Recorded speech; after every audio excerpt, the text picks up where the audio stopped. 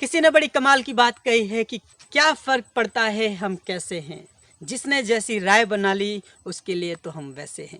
Hi guys, मैं RJ के अधिकारी और आप सुन रहे हैं वो कहानियाँ जो आपको सोचने पे मजबूर कर दे। ये एक छोटी सी कहानी, ये एक ऐसी व्यक्ति की कहानी है जिसके दोनों हाथ नहीं थे। वो एक पार्क में रहते थे, भीख मांगते थे और इतनी बुरी उनकी दशा थी कि कुछ पूछो मत, बहुत ही ज़्यादा बुरी। फिर भी कभी भी उन्होंने हार नहीं माना, ज़िंदगी जी रहे थे। लोग आते थे, पार्क में जाते थे, उनसे भीख मांगते थे, उनसे बोलते थे कि भगवान के नाम पे कुछ दे दो, मेरी हेल्प कर दो। इस तरीके से वो हमेशा भीख मांगते थे, इसी तरीके से गुजारा उनका चल रहा था। पर उन्होंने कभी अपनी लाइफ में हार नहीं मानी, हर चीज़ के लिए भगवान को शुक्रिया करते थे। एक दिन क्या हुआ, एक लड़का वहाँ से जा रहा था, तो वो जब भी अपने ऑफिस जाता था तो वो हमेशा उसकी तरफ देखता था, सोचता था कि कुछ ना कुछ उससे बात करूँगा। एक दिन क्या हुआ, जब उसको थोड़ा सा टाइम भी था तो उसने उस बाबा से जाके पूछा कि बाबा, मैं आपसे कुछ सवाल करना चाहता हूँ, अगर आप बुरा ना माने, आपके पास टाइम है। तो बाबा कहने लगे कि बेटा, मेरे पास तो टाइम ही टाइम है, जो पूछना है पूछो। उन्होंने सोचा बच्चा आया है, नया लड़का है, मजाक वाली बातें करेगा, हंसी उड़ाएगा, कोई बात नहीं, मेरे पास तो बहुत टाइम है बेटा, आप जो मर्जी पूछना पूछो। उसके बाद लड़के ने पूछना शुरू किया कि बाबा, आपके दोनों हाथ नहीं है, आपको कैसा फील होता है? आपको तो ऐसा लगता है कि आपकी ज़िंदगी बिल्कुल ख़राब है, बेकार है।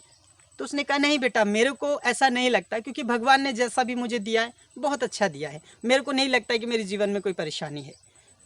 फिर लड़के ने दूसरा सवाल किया, कहने लगा बाबा, आपके तो दोनों हाथ नहीं हैं, अब ये बताइए आप कि आप खाना कैसे खाते हैं? बाबा ने कहा कि बिल्कुल, खाना तो मैं खाता हूँ। जैसे वो कोने में एक लड़का आप देख रहे होंगे, एक भिखारी है, वो भीख मांगता है, भीख मांगते मांगते आता है और उसके बाद जब उसके पास, जब पार्क में कम लोग होते हैं तो वो दूसरे के घरों में जाता है, वहाँ से खाना वगैरह लेके आता है। खाना लेके जब आता है तो जो मेरे पास भीख मांगे हुए पैसे होते हैं मैं उसको दे देता हूँ और वो खाना ला के रख लेता हूँ, ले लेता हूँ, उससे खरीद लेता हूँ। तो उसने पूछा बाबा ठीक है, ये बात तो ठीक है, पर ये बताइए आप खाना खाते कैसे हो? उसने, आपके तो दोनों हाथ नहीं है। बाबा ने फिर शुरू किया बोलना कि बेटा, जैसे तुमने एक बहुत अच्छी बात कही है, ये खाना रखा हुआ है, इसी तरीके से मैं आते जाते लोगों को बोलते हैं, हे जाने वाले, ऊपर वाले तेरे दोनों हाथ सलामत रखे, भगवान तुम्हें हमेशा खुश रखे, कोई मुझे आके खाना खिला जाओ। इस तरीके से मैं उनको आवाज़ मारता हूँ। कुछ लोग होते हैं जो कि इग्नोर करके चले जाते हैं, कुछ लोग आते हैं और मुझे खाना खिला देते हैं, और कुछ लोग तो ऐसे भी होते हैं कि 4-4, 5-5, 10 दिन हम मुझे खाना खिला के जाते हैं। तो उनको क्या कहते हैं, मैं उनको दुआएं देता हूँ। फिर लड़के ने पूछा दूसरा कि माँ बाबा, ये बात चलो ठीक है, अब ये बताओ कि यहाँ आप रहते हो, पानी कैसे पीते हो? तो उसने कहा, ये जो घड़ा देख रहे हो ना, इस घड़े में पानी रहता है, और ये जो कटोरी है, इस कटोरी को मैं, इस घड़े को मैं नीचे फेंक देता हूँ और इस कटोरी में पानी अपने आप गिर जाता है, फिर मैं उसको जैसे सांप पानी पीते हैं ना, वैसे ही मैं पीता हूँ, एकदम लौट लौट के। उसके बाद लास्ट क्वेश्चन उसने पूछा कि बाबा, एक अंतिम क्वेश्चन आपसे पूछना चाहता हूँ, अगर आप बुरा ना माने। उसने कहा पूछो बेटा। उसने कहा कि बाबा, यहाँ पार्क में मच्छर तो बहुत होते होंगे, फिर आपको मच्छर नहीं काटते हैं, आपके तो दोनों हाथ नहीं हैं, कैसे करके आप एडजस्ट करते हो? तो बाबा ने कहा कि बेटा, बिल्कुल आपने बहुत सही बात कही है कि मच्छर तो काटते हैं, पर क्या करें, जब मच्छर मुझे काटते हैं तो मैं एकदम जिस तरीके से सांप लौटते हैं ना, वैसे ही मैं ज़मीन पे लौटने लगता हूँ, उससे मच्छर थोड़े से कम हो जाते हैं। लास्ट क्वेश्चन उस लड़के ने पूछा, उसने पूछा बाबा, एक अंतिम क्वेश्चन मैं आपसे पूछना चाहता हूँ, आप जवाब देंगे? कहने लगा हाँ बेटा पूछो। उसने पूछा कि बाबा, अब मुझे लगता है कि आपकी ज़िंदगी बेकार है, बिल्कुल आपका ये जो शरीर है ना, ये बिल्कुल नाशवान है, ख़त्म है, बिल्कुल कोई फ़ायदा नहीं आपका जीना, आपको ऊपर पहुंच जाना चाहिए।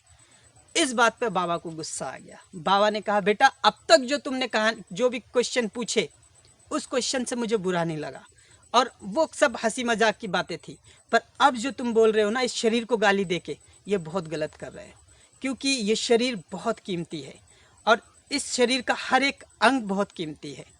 अगर उससे जाके पूछो जिसके पास वो अंग नहीं है, जिसके पास वो हाथ नहीं है, आँख नहीं है, कान नहीं है, जिसके पास एक अंग नहीं है, उससे जाके पूछो कि इस शरीर की क्या कीमत है।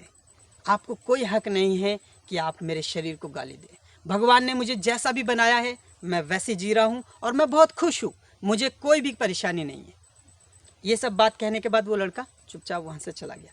तो ये एक छोटी सी कहानी हमें ये सिखाती है कि हमारी लाइफ में बिल्कुल, मैं मानता हूँ कि कोई काला है, कोई गोरा है, किसी की हाइट कम है, किसी की कुछ पर्सनैलिटी नहीं है, कोई लंगड़ा है, कोई लूला है, कोई अंधा है, बहुत सारी चीज़ें हैं, पर वो भी जी रहे हैं। हम लोग सही सलामत है।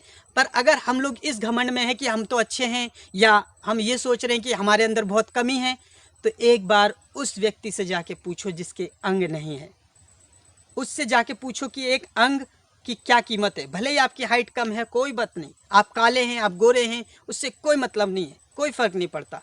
आपको भगवान ने एक बहुत अच्छा शरीर दिया है, इसका उपयोग करें। क्योंकि बहुत से लोग हैं जो कि एक अच्छा शरीर होने के बावजूद भी बहुत गलत गलत काम करते हैं, उनसे ये नहीं करना चाहिए। पर जिनके पास समझ है वो अच्छा काम करें। मैं आशा करता हूँ एक छोटी सी कहानी आपको बहुत अच्छा मैसेज दिया होगा। इसी तरीके से हर एक बृहस्पतिवार और रविवार मेरे चैनल पे एक नई कहानी आपके लिए। अगर आपको पसंद आए तो लाइक करें, शेयर करें, सब्सक्राइब करें। धन्यवाद। जय हिंद।